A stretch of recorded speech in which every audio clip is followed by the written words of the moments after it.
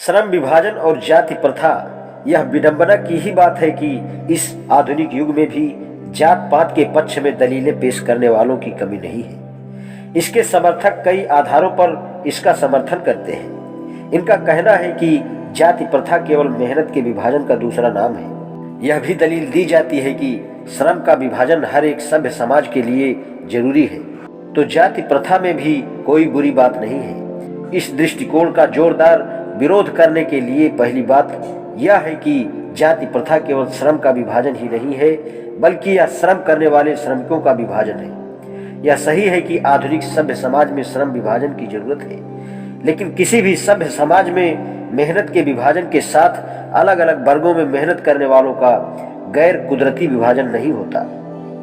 भारत की जाति प्रथा में केवल मेहनत के विभाजन से बिल्कुल अलग तरह का मेहनत करने वालों का विभाजन ही नहीं है, बल्कि यह विभाजित विभिन्न वर्गों को एक दूसरे की अपेक्षा ऊंच नीच की भावना पैदा करती है, जो दुनिया के किसी भी समाज में नहीं पाई जाती है। किसी अन्य देश में मेहनत के साथ साथ मेहनत कशों में इस प्रकार का क्रम या विभाजन नहीं है। जाति प्रथा को यदि श्रम विभाजन मान लिया जाए तो यह स्वाभाविक व अपनी इच्छा से विभाजन नहीं है, क्योंकि यह व्यक्ति की रुचि पर आधारित नहीं है, कुदरती लगाव तथा काबिलियत पर भी आधारित नहीं है।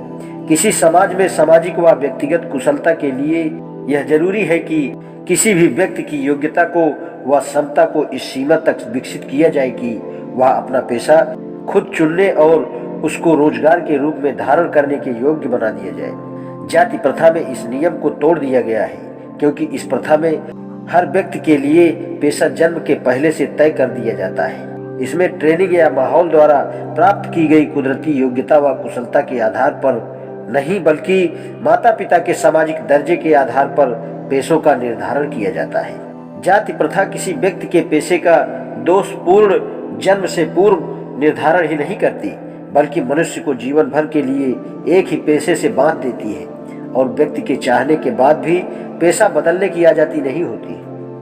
ऐसी आजादी के लिए उसके लिए अपने आप को मदद की परिस्थितियों के अनुसार ढालना और रोजगार हासिल करना असंभव होगा। जाति प्रथा हिंदुओं को ऐसे धंधे अपनाने की आज्ञा नहीं देता जो उन्हें विरासत में नहीं मिले, लेकिन बदली परिस्थितियों में वे करना चाहते हैं। यदि एक हिंदू जिसकी जाति के लिए निर्धारित धंधा है उससे हटकर अन्य धंधा नहीं कर सकता, भले ही वह धन की कमी के कारण भूखा मर जाए। जातिगत धंधों से अलग धंधों की आज्ञा न मिलने के कारण ही देश में बेरोजगारी की समस्या विकराल हो जाती है।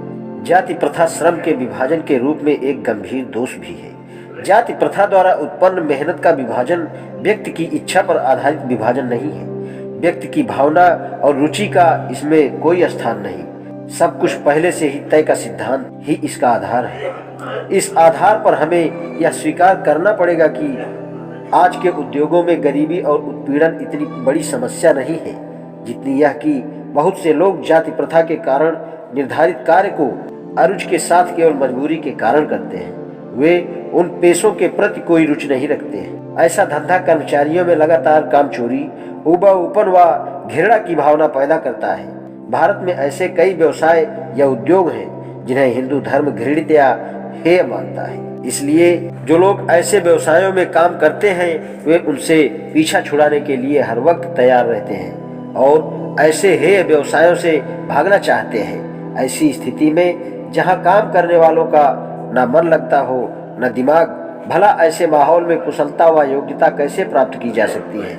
इसलिए एक आर्थिक व्यवस्था के रूप में जाति प्रथा बहुत हानिकारक प्रथा है, क्योंकि यह व्यक्ति की स्वाभाविक रुचि और मन की इच्छाओं को दबाकर उन्हें सामाजिक नियमों में जकड़ कर निष्क्रिय बना देती है। आज इतना ही, शेष कल। धन्यवाद।